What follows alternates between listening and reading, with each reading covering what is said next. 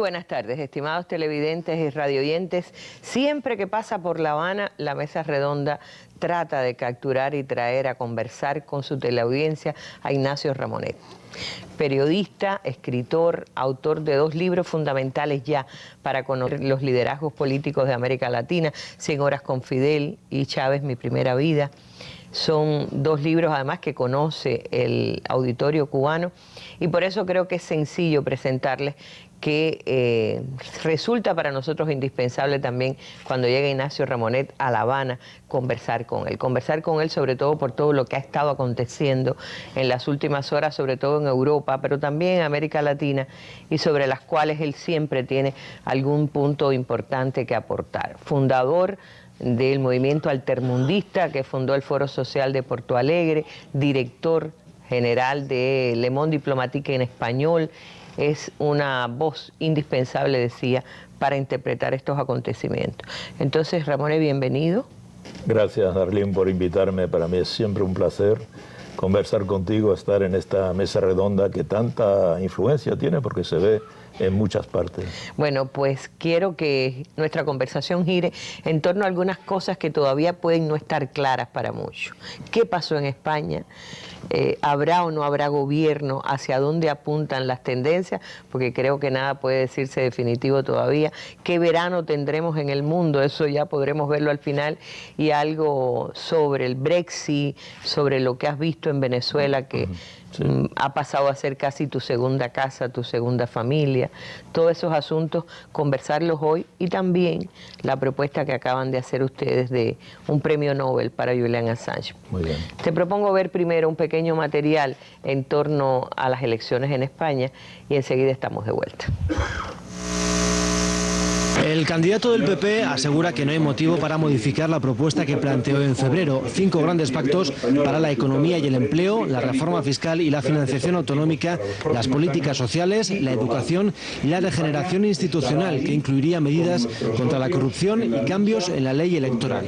Rajoy insiste en comenzar el diálogo por los puntos de más fácil entendimiento, pero el PP no descarta que en esa hipotética negociación se aborden cuestiones más espinosas como la reforma de la Constitución. Si se nos hace un planteamiento serio y que evidentemente no rompe, en fin, pues las cuestiones básicas fundamentales, como es el tema de la unidad de España, como son los derechos y libertades fundamentales, hablar de eso y dialogar sobre eso, desde luego, no va a ser ningún obstáculo. Los populares insisten en que su prioridad es buscar un acuerdo estable con el PSOE e incorporar a Ciudadanos, aunque la ronda de contactos ha comenzado por partidos minoritarios en la Cámara. De momento, dicen, la primera intención es sondear la voluntad de acuerdos, hablar de propuestas y dejar para más adelante la fórmula de gobierno y la posible entrada de miembros de otros partidos. En la negociación también podría mezclarse el reparto de puestos en la mesa del Congreso, que se constituye el día 19. Bueno, mientras Rajoy logra acuerdos que por fin... Bueno, yo decía, uno tiende a preguntarse, ¿hacen falta los gobiernos cuando se han pasado tanto tiempo sin reconocimiento? Bueno, evidentemente hay otros modos de funcionar. Pero ¿qué falló en España? Porque parecía que se acababa el bipartidismo, parecía que emergía una nueva fuerza política, se equivocaron las encuestas o se equivocaron los políticos. Estamos teniendo políticos, o está teniendo el mundo, políticos demasiado mediocres para interpretar, digamos, cómo piensa la gente hoy. Yo creo que casi todas las preguntas que formulas, la respuesta es sí, ¿verdad? Es decir, hay una evidente crisis de la política y de los políticos a escala europea en todo caso, ¿eh? Y eso se ha visto tanto en la cuestión del Brexit como en la situación española. En España, efectivamente, el país está sin gobierno desde hace más de 6 meses. Hubo elecciones que estaban previstas el 20 de diciembre y el resultado fue efectivamente una especie de final del bipartidismo. España ha estado gobernada desde 1978 por 2 partidos que se alternaban, un partido de derechas, el PP, y un partido, digamos, progresista, socialdemócrata, el PSOE, Partido Socialista Obrero Español, y en las elecciones del 20 de diciembre han surgido 2 otros partidos importantes. Hay otros partidos en España, pero más minoritarios y más localizados en Cataluña o en el País Vasco. En cambio, aquí han surgido una fuerza nueva, en particular Podemos, con una representatividad importante, y también Ciudadanos, un partido, digamos, centrista, que podríamos calificar un partido de derecha o de centro derecha, con una preocupación más bien ética por la política. Ciudadanos que son de derecha, pero que quieren una derecha no corrupta como gran parte de los, digamos, elegidos del PP, que ha habido muchos casos de corrupción en España a ese nivel. Entonces, el resultado de las elecciones del 20 de diciembre no permitió constituir un gobierno estable, porque las alianzas no daban buen resultado. Hubo una tentativa, el Partido Socialista y Ciudadanos se aliaron, no tenían mayoría. Cuando una coalición de partidos no tiene mayoría, pero representa un grupo importante en una asamblea, puede gobernar a condición que los demás no se liguen para tumbarlos, para no permitirles gobernar. Eso es lo que ocurrió. El Partido Socialista y Ciudadanos presentaron un programa, ese programa no tuvo la aceptación del resto de los diputados, y el resto, siendo superior en número a los de la coalición, en este caso Pedro Sánchez, que es el secretario general del Partido Socialista, no pudieron gobernar. Entonces hubo que ir a nuevas elecciones. Los resultados de estas elecciones han sido sorprendentes. Primero porque, como tú decías, las encuestas han fallado una vez más. Si tomamos las 10 últimas grandes elecciones en Europa, todos los sondeos han fallado, los resultados reales han sido diferentes de los anunciados. Entonces, esta vez, contrariamente a lo que se podía imaginar, el PP ha salido reforzado, sí. Ha ganado 14 o 15 escaños, 14 o 15 diputados más que el 20 de diciembre. El Partido Socialista ha perdido muchos diputados, tiene el resultado peor de su historia, pero mejor que Podemos, cuando las encuestas indicaban que Podemos tendría más diputados que el Partido Socialista, lo cual representaba dentro de la izquierda una revolución, porque esta nueva generación, la generación del 15M, la generación de los indignados, Podemos es un poco el partido de los indignados en cierta medida, tomaba en cierta medida también una ascendente, una prioridad con respecto al partido tradicional de la izquierda, que es el PSOE, pero no ocurrió. El Partido Socialista ha sacado 85 escaños y Podemos, unido esta vez a Izquierda Unida, y se pensaba que con la unión de Izquierda Unida tendrían muchos más diputados que tuvieron la última vez, en realidad tienen los mismos que el 20 de diciembre si se juntan los dos, es decir, 71 diputados, Partido Socialista 85. Y Ciudadanos ha tenido menos diputados que los previstos, tenía más de 40 y ahora tiene apenas 32. Es decir, de nuevo tenemos una configuración que normalmente no permite la constitución de un gobierno, a menos que haya alianzas, coaliciones.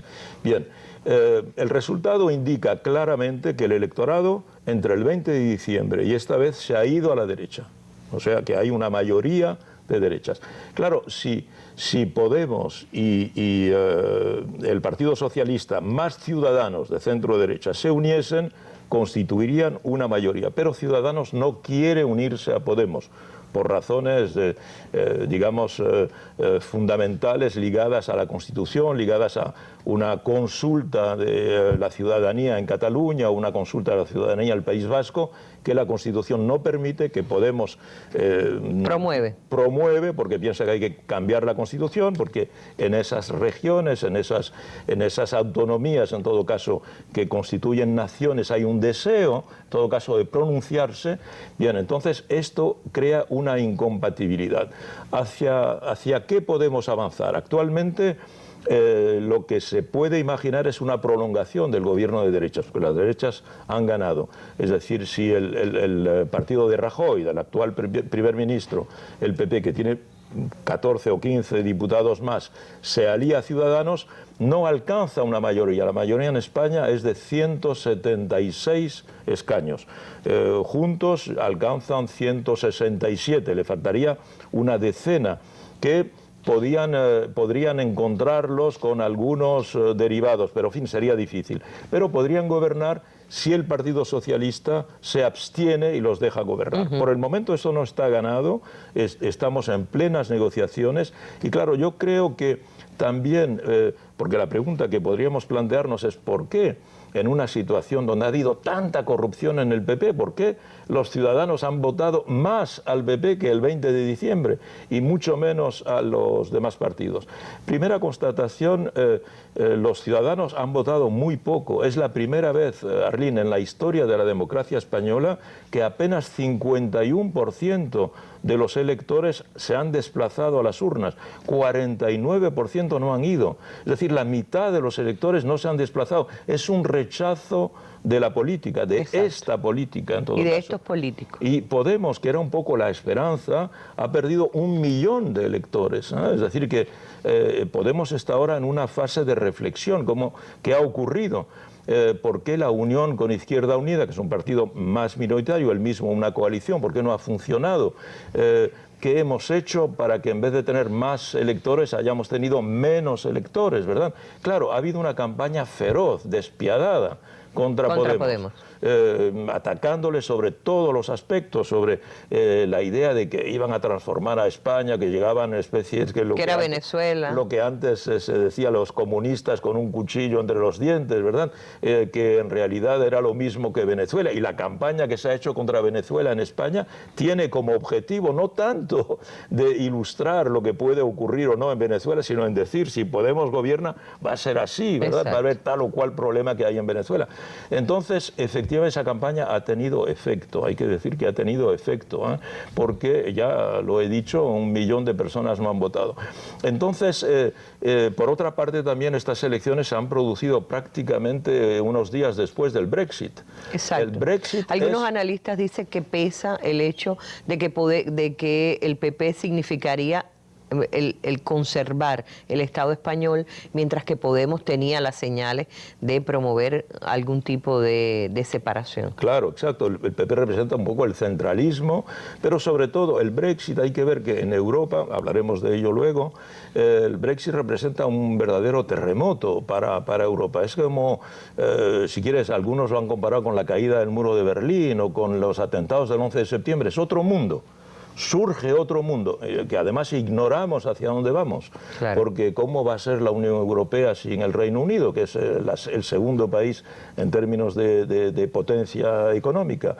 Entonces, esto ha creado un pánico, ¿verdad? Una especie de miedo y mucha gente se ha refugiado en el PP como diciendo, bueno, por lo menos es un país, en este momento España necesita estabilidad, en particular una gran parte de los electores del PP que criticando la corrupción se habían ido a Ciudadanos. Se supone que los electores, una gran parte de los electores de Ciudadanos se han venido de nuevo al PP. Retornaron al PP. Para darle una posibilidad a España de tener por lo menos un gobierno en medio de esta tempestad, ¿verdad? Claro. Se habla también de otros factores como puede ser comunicacionales puros, el hecho de que todavía no están afincados como partidos políticos, Podemos, Izquierda Unida, etcétera, que no es el caso de Izquierda Unida, pero en cualquier caso se sigue apostando al bipartidismo, aunque hayan aparecido nuevas fuerzas en el escenario político español. Sí, las dos principales siguen siendo el PP y el Partido Socialista, contrariamente a lo que decían las encuestas. Claro, un Partido Socialista muy disminuido.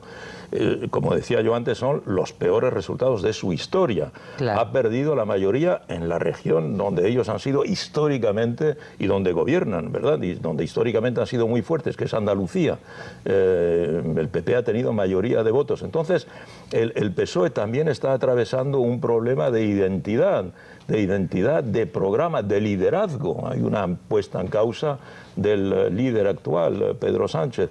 Y todo esto, evidentemente, en medio de esta gran reflexión, una Europa que está por una parte parte con el conflicto de los inmigrantes, las migraciones, que ha provocado las elecciones de Austria, donde hemos visto los resultados. El otro tema es las migraciones. Claro, y la posición más fuerte siempre de los conservadores frente a la migración. Claro, los conservadores siempre presentan una especie de preservación, de fortaleza, o por lo menos pretenden, porque en realidad están a la disposición del capital extranjero, de las alianzas con Estados Unidos, etcétera. En fin, que son los menos, diríamos, patriotas en términos de defensa de las verdaderas necesidades del país, pero aparecen frente a un electorado que está desorientado, aparecen como una fuerza de estabilidad, ¿verdad? Claro, es una fuerza a más largo plazo. Bueno, quiero ya saltar de temas porque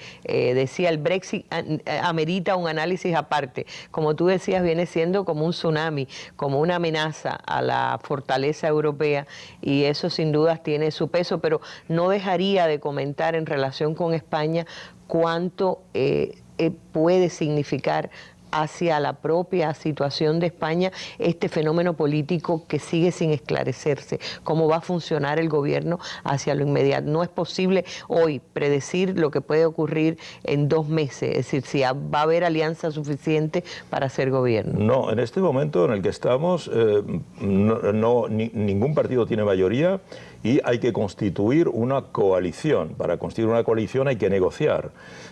Se puede negociar de 2 maneras. Se puede negociar haciendo un programa común, poniéndose de acuerdo sobre 200, 300, 400 temas, puntos, y se gobierna para llevar a cabo estos puntos en coalición, o se hace un acuerdo con un partido mayoritario, en este caso, por ejemplo, el PP con el PSOE, que tiene la mayoría, que tendría la mayoría en la oposición, y se gobierna bajo la amenaza de que este partido que está en la oposición no vote en contra, porque si vota en contra no te permite gobernar. Pero para eso hay que pasar acuerdos, es decir, hay que poner lo que en España se llaman líneas rojas. Este tema, por ejemplo, las políticas sociales no pueden ser tan punitivas como han sido hasta ahora. Hay que hacer cambios, en la Constitución igualmente, para darle la posibilidad a las autonomías que lo deseen de expresarse, etcétera. Esto se puede hacer sin comprometerse con el gobierno. Claro. De esto se está hablando en este momento. El Partido Socialista, por ejemplo, puede establecer este tipo de acuerdo con el PP que le permite gobernar, pero no le permite hacer cualquier cosa en el gobierno, porque el PP no tendría mayoría absoluta. Claro, el PP lo que busca es una alianza con el Partido Socialista. En ese caso tendrían una gran mayoría, porque tendrían más de 200 escaños cuando solo se necesitan 176. Este tipo de alianza es quien gobierna Alemania en este día, que es el gran país de la Unión Europea. Lo que ahí terminaría de desdibujarse la supuesta separación política entre la izquierda y la derecha. Claro, para un partido como el Partido Socialista, que ve surgir a su izquierda una fuerza nueva con gran éxito, porque quizá no ha tenido Podemos el resultado que anunciaban las encuestas, pero hay que ver que ese partido, que no existía hace 2 años, tiene 71 escaños, es la tercera fuerza política de España, la primera de Cataluña, la primera del País Vasco. Esto es muy importante, es un elemento con el que ya hay que contar y no se puede hacer política como si no existiese. Entonces el PSOE, efectivamente, si pasa la gran coalición con la derecha, el riesgo para él es desaparecer, diluirse en la derecha y que sus electores elijan Podemos como la nueva izquierda de la España de hoy. Efectivamente, terminaría un partido histórico su vida política. Definitivamente se entiende entonces por qué hay resistencia a eso. Vamos a cambiar de tema, decía, el Brexit. ¿Por qué es un tsunami político en la distancia que nos separa de Europa? Uno suele decir, bueno, pero de cualquier modo Gran Bretaña nunca estuvo tan cerca de Europa, nunca fue, algunos dicen incluso que estaba más cerca de los Estados Unidos, no geográficamente, sino políticamente. Vamos a ver este material y a la vuelta conversamos sobre el tema. Empresarios y sindicatos coinciden en que es una mala noticia. Para la COE será negativo a corto plazo por la incertidumbre. A medio plazo, dicen, podría ser una oportunidad. Para que la Unión Europea reforme su modelo de actuación un modelo más eficaz, menos burocrático y sobre todo al servicio de las personas y de las empresas y no al revés. Los sindicatos consideran que el Brexit es consecuencia de las políticas de austeridad. Lo recibimos con pesar porque es un día negro para Europa. Sí que está claro que ya los que pierden son los trabajadores y las trabajadoras, no solo del Reino Unido, sino de toda Europa. Europa no puede seguir alejándose y las instituciones europeas del sentir de la inmensa mayoría de la población, porque eso pone en riesgo el propio proyecto europeo, que puede embarrancar. La Embajada de España ha lanzado un mensaje de tranquilidad a los trabajadores y empresas nacionales asentados en el Reino Unido. En un comunicado dice que el resultado del referéndum no supone cambio alguno en su situación legal. Las consecuencias de esta ruptura en los próximos días, semanas, meses y años y lo que significará exactamente dependerá de si nosotros, los otros 27 miembros de la Unión Europea, somos competentes en esta situación y no sacamos conclusiones rápidas y simples del referéndum, lo que solo crearía más división en Europa. El pueblo británico ha decidido en el referéndum salir de la Unión Europea. Es una pena y lo lamento profundamente por el Reino Unido y por Europa. Pero es su elección y hay que respetarla. Las relaciones entre Reino Unido y la Unión Europea cambiarán. Lo que no cambiará es la relación especial que existe entre nuestras dos naciones. Esta perdurará. La Unión Europea seguirá siendo uno de nuestros socios indispensables. Nuestra alianza será el pilar de la seguridad global. Si la organización de este referéndum y sus consecuencias que ya están percibiendo no son más que ego y una actitud superficial de las autoridades británicas hacia la solución de los problemas cruciales del país y de Europa en general. Las consecuencias tendrán un carácter global, son inevitables y serán tanto positivas como negativas. Hoy, en nombre de los 27 líderes, puedo decir que estamos determinados en mantener nuestra unidad como 27. Para todos nosotros, la unión es el marco de nuestro futuro en común. También me gustaría asegurar que no habrá vacío legal. Para todos los patriotas, para todos los que aman la libertad, hoy es un día alegre. No es Europa la que ha muerto, es la Unión Europea la que se tambalea. Es el renacimiento de las naciones que necesitan construir entre ellas un nuevo proyecto europeo, el de la cooperación. Es un día fantástico e histórico de verdad. El pueblo británico ha derrotado a la élite política tanto en Bruselas como en Londres. El Reino Unido es una nación soberana de nuevo, me da mucha envidia. Estoy tratando de conseguir lo mismo para Holanda el año que viene. El siguiente turno será de los holandeses, después lo harán los suecos. El año siguiente serán los franceses. Y la Liga ofrece a los italianos la esperanza de no ser los últimos en darse cuenta de que la casa está en llamas. Bueno, de Marine Le Pen a la Liga Norte Italiana, todos están celebrando el Brexit, mientras que hay un criterio más maduro que se advierte en la propia ciudadanía que veíamos al principio, hablando sobre todo del riesgo para la clase trabajadora. ¿Por qué Ignacio Ramonet lo califica de tsunami y lo ve? ¿Cómo lo ve? ¿Peligroso en qué sentido? No, es evidentemente la ruptura de, digamos, la construcción europea. El Reino Unido llevaba 43 años en el seno de la Unión Europea y yo recuerdo hace poco más de un año vino Lula a París en el Instituto de Ciencias Políticas a dar una conferencia y Lula decía, les digo una cosa que es muy importante que tengan en cuenta, es que la Unión Europea, en tanto que unión, es un patrimonio de la humanidad y ustedes deben preservarlo. En un mundo muy agitado, ¿verdad? Esta unificación de tipo, diríamos, bolivariano, ¿verdad? Esta integración de Europa es un elemento también estabilizador, que podría ser, en todo caso, un elemento de estabilidad.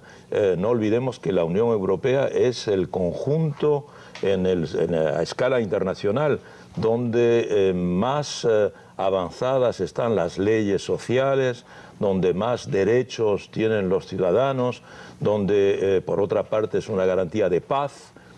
Eran 28 países, ahora son 27, donde no puede haber conflicto, y no nos olvidemos que esa parte de Europa ha sido la más conflictiva del siglo XX, donde ha habido más de 50 millones de muertos en diferentes conflictos, 7 u 8 conflictos, de ellos 2 mundiales, ¿verdad?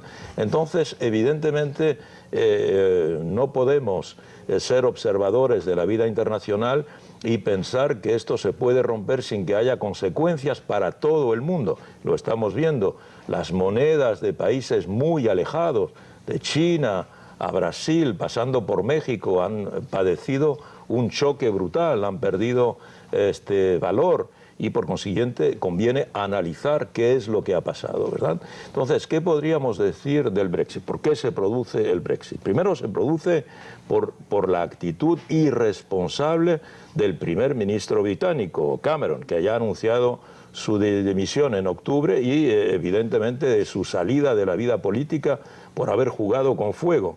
Esencialmente para hacerse elegir ha utilizado el argumento demagógico de querer hacer un referéndum sobre la situación del país. A la vez, Europa, tú decías antes, el Reino Unido curiosamente no está totalmente integrado. Sí, claro, el Reino Unido es el país menos integrado en la Unión Europea. Esto es paradójico.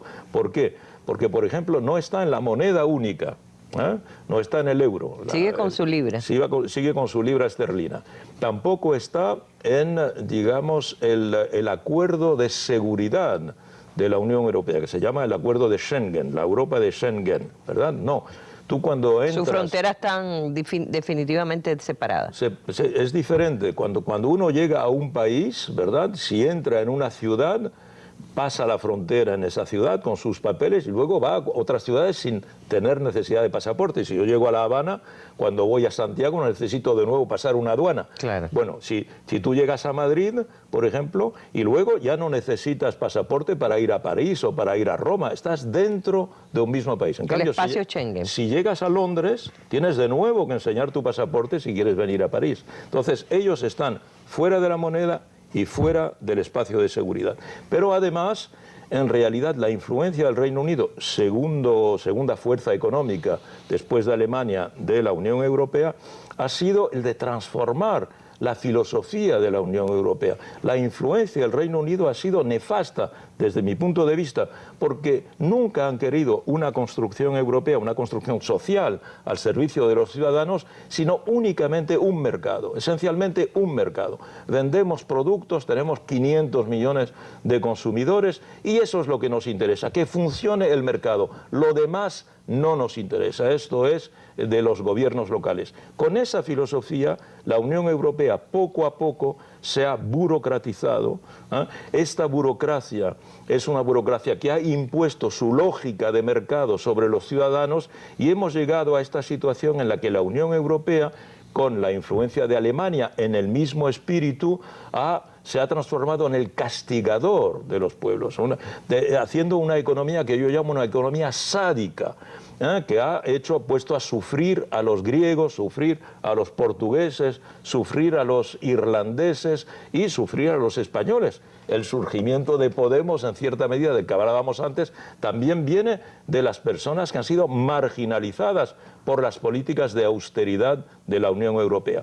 ¿Qué ha ocurrido? Que esas mismas políticas, creadas a incitación de los británicos, también han castigado a los británicos. Claro. Mira quién ha votado contra Europa. Las víctimas de Europa en el seno del Reino Unido. Esencialmente las personas rurales que viven en las ciudades más pequeñas, los campesinos, las personas mayores que no tienen jubilaciones interesantes, las regiones periféricas, Escocia, Irlanda del Norte y paradójicamente Londres, el Gran Londres, porque ¿de qué vive Londres? Vive de la City, vive de las finanzas, y las finanzas esencialmente se instalan en Londres para poder vivir de los 500 millones de habitantes. Entonces, las víctimas, Londres, ha votado para mantenerse en la Unión Europea. Sí, claro, decir, claro. Mientras que las personas que viven en regiones rurales, etcétera, personas marginadas, han votado en contra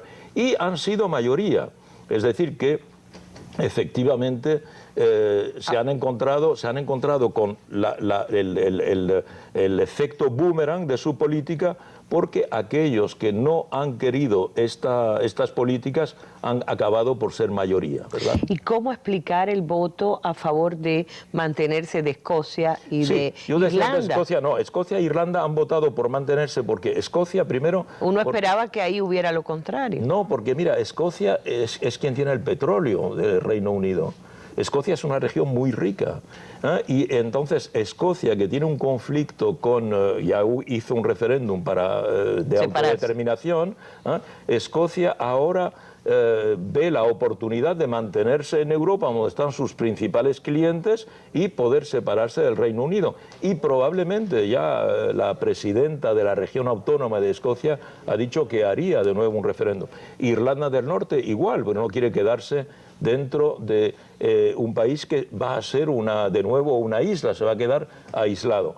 Y efectivamente, por otra parte, los europeos, que han hecho todas las concesiones posibles al Reino Unido, ven ahora el desagradecimiento, en cierta medida, del Reino Unido, que a pesar de que Europa, repito, se ha hecho a la medida de la imagen que querían los británicos, en definitiva, no quiere quedarse dentro de esta Europa. Probablemente los británicos lo van a pagar caro, porque los británicos, la principal industria británica es la City, decía yo antes, la industria financiera. Y claro, la industria financiera no se va a quedar en Londres, se va probablemente, en parte por lo menos, trasladar a Frankfurt, que es donde está el Banco Central Europeo, a beneficio de Alemania. O bien se transformará en un gran paraíso fiscal, como flotando al lado de la Unión Europea, y la Unión Europea tendrá que reaccionar sancionándola. Entonces entramos en una serie de incertidumbres en este momento. Otro aspecto también importante es que el Reino Unido, en la gran Europa, en la Unión Europea, solo hay dos países que tienen una influencia geopolítica realmente importante. Alemania y Francia y Gran Bretaña. ¿Por qué? Porque son dos miembros del Consejo de Seguridad y dos potencias militares. Alemania no es una potencia militar.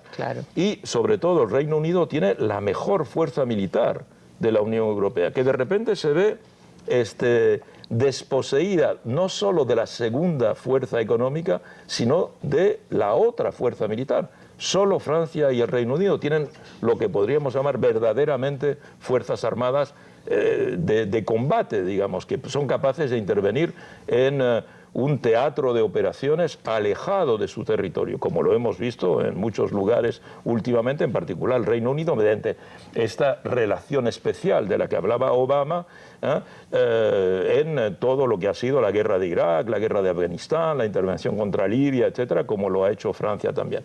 Otra cosa, el equilibrio de la Unión Europea reposa sobre un triángulo. En este caso es Alemania, Reino Unido y Francia, ¿verdad? Cuando hay tensiones entre Francia y Alemania, Reino Unido, si escoge a uno de los dos, pues se falla en favor de este dúo contra el otro. Pero ahora, al no estar el Reino Unido, Francia y Alemania se van a quedar frente a frente en una situación muy desigual, porque Francia no tiene el mismo peso económico que Alemania. Lo ha podido tener, pero ya no lo tiene. Alemania representa una economía por lo menos 30% superior a la francesa. Entonces Francia va a estar en situación de dependencia con respecto a Alemania. Esto no es bueno, porque cada vez que Alemania ha querido dominar el continente, ha habido catástrofes.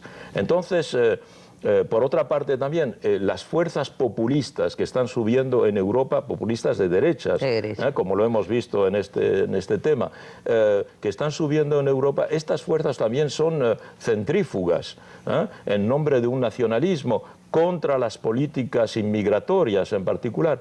Y, por ejemplo, si mañana hay un plebiscito en Hungría, Hungría también se podría salir, si hay en el en Holanda, ¿verdad? También se podría salir, si hay en otros países, se podría... Ya lo vimos con la Liga Norte en Italia, con el partido de Le Pen en Francia. Y ya ha habido referéndums, en particular en Holanda y en Francia, en nombre, ¿te acuerdas cuando se votó sobre la Constitución? Sí.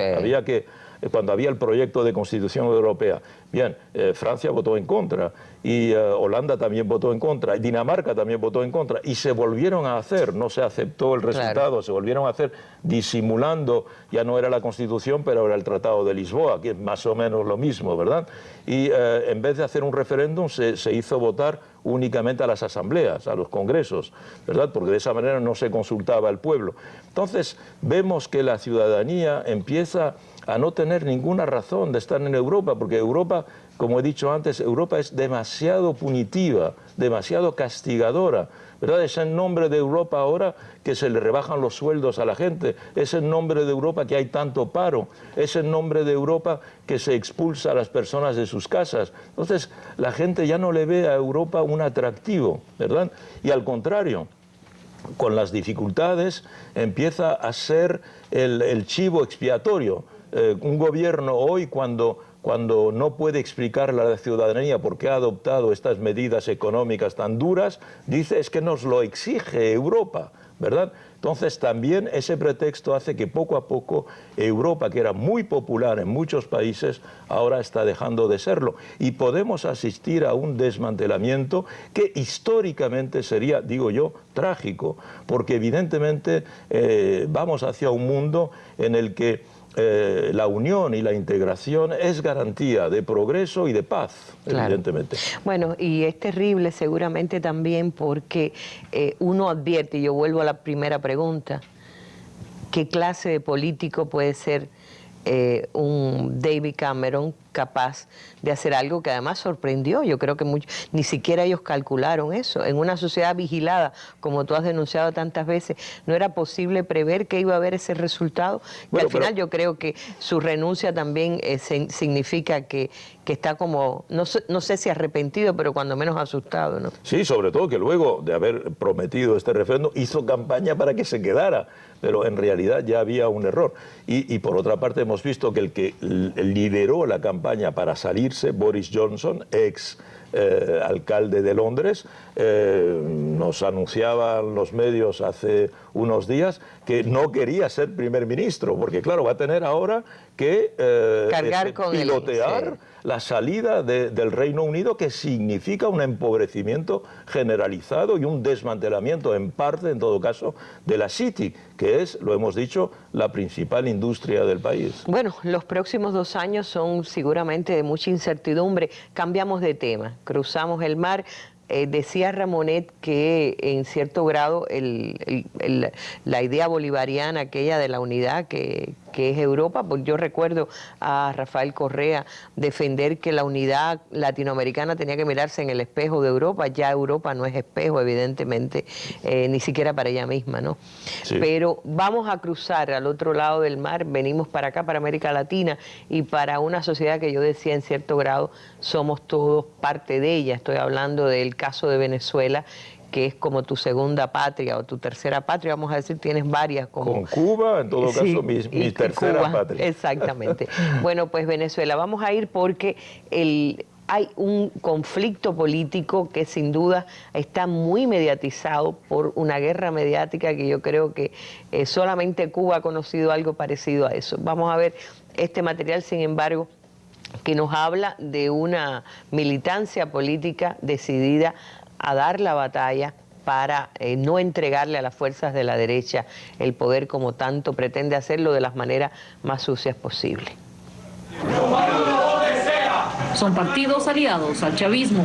Juntos expresan que están estudiando acciones judiciales contra el Parlamento de su país de mayoría opositora. Que no es nada oficial todavía, pero queremos anunciar, hemos solicitado una consulta al Tribunal Supremo de Justicia para solicitar la abolición de esta Asamblea Nacional. Primero, por usurpación de funciones, por violación de la Constitución en leyes que no corresponden a las atribuciones constitucionales, por traición a la patria en abuso de autoridad en política exterior no correspondiente. Acusan a los congresistas de haber intentado a través de Luis Almagro, secretario de la OEA, activar en Washington la Carta Democrática contra el gobierno de Nicolás Maduro. Y aunque esta organización no lo aprobó, opositores insisten en lo contrario. Estamos en este momento en el proceso en el que se activó la carta y en la cual el Consejo Permanente está dando seguimiento a la situación que vive Venezuela. Ganó la votación y es activada. La guerra es simbólica, es mediática. Esta reconocida constitucionalista asegura que los detractores al gobierno venezolano, pese a que intentan convencer, no les asiste la razón. Los países le dijeron a Almagro, estamos en cuenta, eso significa en términos diplomáticos, sí, sabemos lo que está pasando, pero nosotros apostamos al diálogo. Porque no hubo resolución. La oposición tiene que lavarse la cara frente a sus seguidores porque han ido de derrota en derrota y de error en error. Ellos no pueden admitir que los derrotaron y que la carta no se aplicó. Lo cierto es que la discusión entre las fuerzas oficialistas está abierta y decidirán en una semana si llevan ante la justicia a los parlamentarios.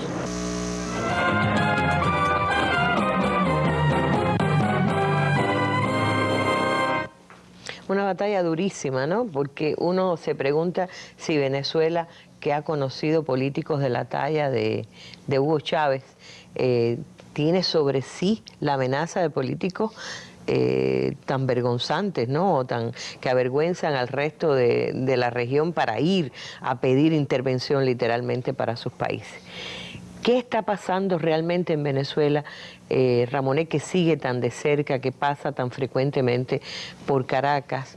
Esta guerra mediática que no deja ver en medio de toda su hojarasca la verdad sobre Venezuela. Sí, es verdad, ¿eh? La campaña contra Venezuela es una campaña como se ha conocido pocas veces. Tú lo citabas antes, solo Cuba ha padecido una campaña mediática tan agresiva, tan mentirosa, tan manipuladora y tan intervencionista, efectivamente. Y digamos que desde que el presidente Maduro fue elegido hace 3 años, no ha cesado, no ha habido un día de descanso en la voluntad de los enemigos de Venezuela de agredir a ese país y en particular a ese gobierno de todas las maneras posibles, mediática, como estamos diciendo, pero también económica, una guerra económica despiadada, que se manifiesta en particular por la desaparición de muchos alimentos, de productos de higiene y de medicamentos,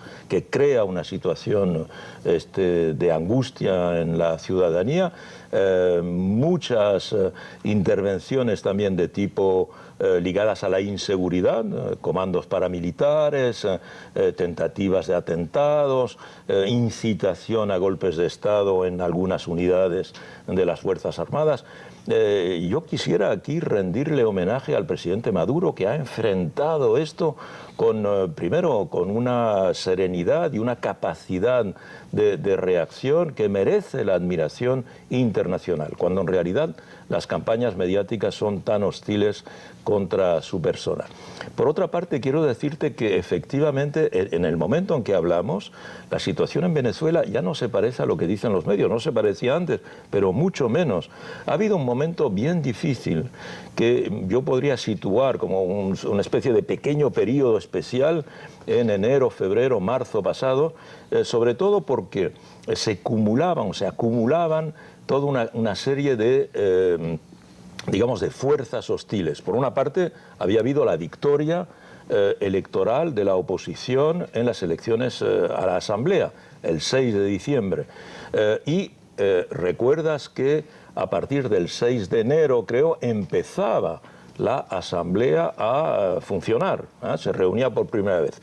Entonces estaba la amenaza de que esta Asamblea tomara una serie de medidas que complicase la cosa. Por otra parte, enero, febrero pasado es cuando los precios del petróleo alcanzaron el nivel más bajo que se conocía hace 15 o 20 años, que estaba en menos de $20. Por otra parte también estaba la sequía, el Niño, los efectos del Niño. El país estaba totalmente seco, no llovía. Un país que tiene la electricidad a partir de hidroeléctrica. Toda la electricidad de Venezuela es hidráulica, de origen hidráulico, lo cual es una buena idea porque no contamina, pero depende de un gran embalse que se llama el embalse del Guri, y el Guri estaba prácticamente a un nivel muy bajo, que obligó al gobierno a tomar unas medidas necesarias, pero que se transformaban en sufrimiento para la población, en términos de horarios, de cortes de electricidad. Bien, y aquí en Cuba se sabe bien las dificultades que eso acarrea para la vida cotidiana. Y las ansiedades. por otra parte también la oposición envalentonada por su victoria electoral, ocupaba las calles, tenía una actitud muy invasiva, ¿verdad?, de tener la impresión de que la calle era de ella. Bueno, en el momento en que hablamos, si quieres, todo ha cambiado.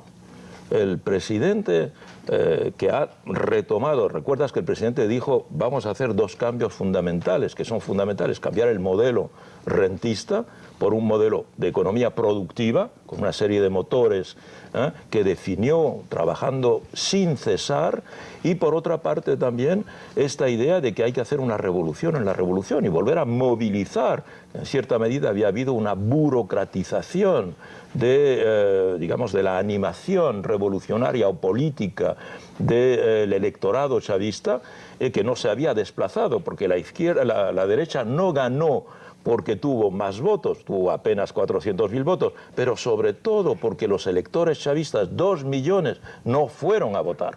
Entonces había que removilizar. Entonces el presidente tomó la decisión de removilizarlos y fue por todo el país, se movilizó. En el momento en que hablamos, si quieres, todos estos parámetros, primero, el petróleo está alcanzando los $50, ya no son los $20. El país tiene mucho más recursos, no aún como era cuando el petróleo tenía 100, claro, pero tiene más recursos, tiene más capacidad. Segundo, el Guri llueve afortunadamente en Venezuela y el Guri tiene un nivel satisfactorio y empieza a haber electricidad y ya los cortes se están reduciendo, se están suprimiendo. Esto es muy importante. Segundo, la calle vuelve a ser chavista, basta con ver las televisiones para ver que las movilizaciones que el presidente organiza casi todos los días, las calles están ocupadas. La cuestión del desabastecimiento, el presidente ha creado los CLAP, ¿verdad?, estos comités de abastecimiento popular, y ahora cada 15 días las familias identificadas reciben una bolsa con la comida necesaria para 2 semanas, harina, pollos, aceite, etcétera. Bien, para por lo menos 2 millones de personas de la población, digamos, más modesta, y por otra parte también el electorado básico del chavismo, ¿eh? Otra cosa esto es muy importante, otra cosa muy importante son las victorias diplomáticas que ha conseguido el presidente Maduro. Las ha conseguido en la OEA, 2, con las intervenciones muy eficaces de la canciller, de Delcy Rodríguez, que ha sido muy brillante. Y ha dejado desnudo a Luis Almagro en su especie de incapacidad y la manera tan prepotente en que ha querido dirigir esa organización. Por otra parte, también aquí en la cumbre de los países ribereños del Caribe, el presidente Maduro ha alcanzado una gran victoria. En todos los eventos internacionales ha habido un cúmulo de apoyos internacionales, ¿verdad? Y también hay que decir que todo esto se desarrolla en un contexto en el que cada vez la Asamblea esta asamblea de oposición demuestra que no propone nada, porque el único programa de la Asamblea es derrocar al presidente, que es la política de Estados Unidos de antes de Obama. Sí. La política que consistía en, hay un problema en Irak, tumbamos a Saddam Hussein y se arregla. Ahí está Irak. 15 años después, ¿verdad?, en una situación totalmente caótica. Hay un problema en Libia, tumbamos a Muammar Gaddafi. Ahí está Libia, totalmente en situación de caos. Bien, es una política que no ha conducido en ninguna parte a nada. ¿Dónde está el proyecto de la Asamblea en términos de qué solución económica vamos a encontrar para el país, qué solución social, etcétera? El presidente no para de proponer diálogo, no para de proponer soluciones. Por ejemplo, la Asamblea hizo una ley de amnistía, bueno, como las hicieron los militares del Cono Sur, una ley de autoamnistía, pero el presidente ha propuesto una comisión de verdad y de paz, como las ha habido en África del Sur, en El Salvador, etcétera. Una cosa muy constructiva que la oposición no acaba de aceptar. Y el presidente es el que ha propuesto que la UNASUR tenga una delegación para llevar a cabo el diálogo. El diálogo lo desea el gobierno, lo desea el presidente Maduro. Quien no quiere diálogo, que quiere guarimbas y que quiere oposiciones y que quiere violencia, es la oposición. Entonces, te digo, Arlene, la situación en Venezuela está hoy mucho mejor que estaba hace unos meses, con todas las iniciativas por parte del gobierno y de las fuerzas chavistas. Bueno, pero qué bien que Ramonet nos alcance este análisis, porque realmente lo que viene, el cúmulo de comunicación, incluso hasta una sociedad como la nuestra, que puede tener mejor conocimiento de Venezuela, no logra percibir a veces todas estas señales. Y en cualquier caso, lo bueno es lo que transmitíamos antes de esta parte del diálogo, que es que por fin haya fuerzas políticas que identifiquen la MUD, la Mesa de la Unidad Democrática llamada así. Lo único que los une es la contrarrevolución, es decir, el deseo de tumbar al gobierno, la voluntad de tumbarlo, nada creativo, con lo cual ya es hora de que se ponga freno. Ese país necesita trabajar para reconstruir sus propios sueños. Pero me queda muy poco tiempo y no quiero dejar pasar este tema. Hace unos días cumplió 4 años de encierro en Londres, en la Embajada de Ecuador. Exacto, en la Embajada de Ecuador, pero decía, en la civilizada Europa tienen encerrado a este hombre por haber dicho la verdad. Estoy hablando de Julian Assange, y Ignacio Ramonet está encabezando un movimiento para proponerlo al Premio Nobel. Vamos a ver una pequeña notica y a la vuelta nos cuenta un poquito más. El periodista activista australiano se asiló el 19 de junio de 2012 en la delegación ecuatoriana en Londres para evitar su extradición a Suecia tras ser acusado de delitos sexuales. Assange considera que esta acusación es una artimaña para ser deportado a Estados Unidos, para ser condenado a su vez por haber filtrado en 2010 a través de su sitio web 500.000 documentos confidenciales sobre Irak y Afganistán, 200.000 comunicaciones diplomáticas que comprometen a la Casa Blanca. ¿Por qué? Ignacio Ramonet ha propuesto, no solo a Julian Assange, está también Chelsea Manning. Chelsea Manning, que está condenada actualmente, está en la cárcel a 40 años de cárcel. Y Edward Snowden. Y Edward Snowden, que está protegido por las autoridades rusas, menos mal, porque si no también estaría condenado prácticamente a muchos años de cárcel, sino a muerte, como Julian Assange, que menos mal que está protegido por el gobierno de Ecuador. El Reino Unido evidentemente quiere detenerlo para entregarlo a Suecia, donde es acusado de crímenes sexuales. Julian Assange ha dicho siempre que él está dispuesto a ir ante la justicia sueca a explicarse sobre esto, pero a una condición, que la justicia sueca le garantice que no lo entregará a Estados Unidos. Y la justicia sueca se niega a darle esa garantía. Entonces, si los Estados Unidos lo juzgan, lo pueden condenar a 40 años de cárcel, tú decías, solo por decir la verdad. Y yo digo, tiene que haber un movimiento masivo internacional, porque los lanzadores de alerta como Julian Assange o Edward Snowden, que son disidentes en sus países, nos aportan a nosotros, sociedad, nos aportan unas informaciones que los grandes grupos mediáticos nos ocultan. Entonces ellos son, ¿cómo podríamos decir?, grandes benefactores de la humanidad. Naciones Unidas debería darle un estatuto de protección, en tanto y reconocerlos como lanzadores de alerta que son benefactores para la sociedad, porque Naciones Unidas dice que la información es un derecho de los ciudadanos. ¿Quién nos ha mejor informado estos últimos tiempos que Assange con Wikileaks y Snowden con sus revelaciones? Por otra parte, ¿de qué manera podemos impedir que el Reino Unido, jugando con argucias, porque se basa en una ley que ya no existe, Arlene, ellos tuvieron que suprimirla, esa ley, pero como la ley no es retroactiva, se aplica a Julian Assange aún, pero evidentemente la ley ya no existe. Entonces deberíamos decir, Julian Assange nos ha aportado un gran bien para la paz, porque quien conoce la verdad es una manera de ser mejor y de evitar la violencia.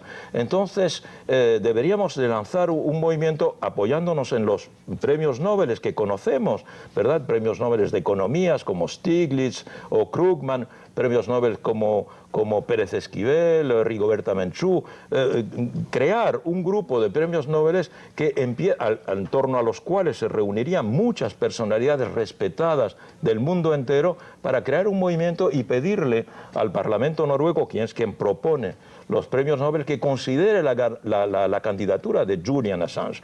Porque Julian Assange, seguro que si va a Noruega a recibir, a Oslo, a recibir su premio, no veo cómo el Reino Unido se lo podría impedir, cuando ellos tanto criticaban cuando se le dio el premio, no sé, a Solzhenitsyn, ¿verdad? O cuando se le da un premio a una personalidad china y se critica y se piensa que el gobierno chino no va a dejar salir o de Irán, por ejemplo. Entonces, efectivamente, ahí estaría el gobierno en una contradicción mayor. Por otra parte, pienso que nosotros, ciudadanos del mundo, le debemos mucho a Assange, que creó Wikileaks y que nos permitió saber precisamente algunos de los aspectos más oscuros del funcionamiento del imperialismo norteamericano. Desgraciadamente siempre se acaba el tiempo y hubiéramos podido conversar mucho más. Nada más, sí o no, ¿ha tenido apoyo, acogida en algunos premios Nobel ya? Sí, esa idea. Absolutamente, en algunos premios Nobel y en algunos gobiernos ya. Yo tengo ya llamadas de gobiernos que me dicen apoyamos y tengo ya 2 premios Nobel que están dispuestos a apoyar. Bueno, pues acompañamos también esa batalla. Sigue siendo no solo un periodista, no solo un escritor, un hombre bien informado, sino un hombre que puede darnos mucha luz para interpretar los acontecimientos del mundo contemporáneo que anuncia que preludian un verano un poquito caliente en el mundo, con las inseguridades que siembran los políticos venales como ese que lanzó ese Brexit sin calcular sus consecuencias. Gracias, Ramonet, por esta visita.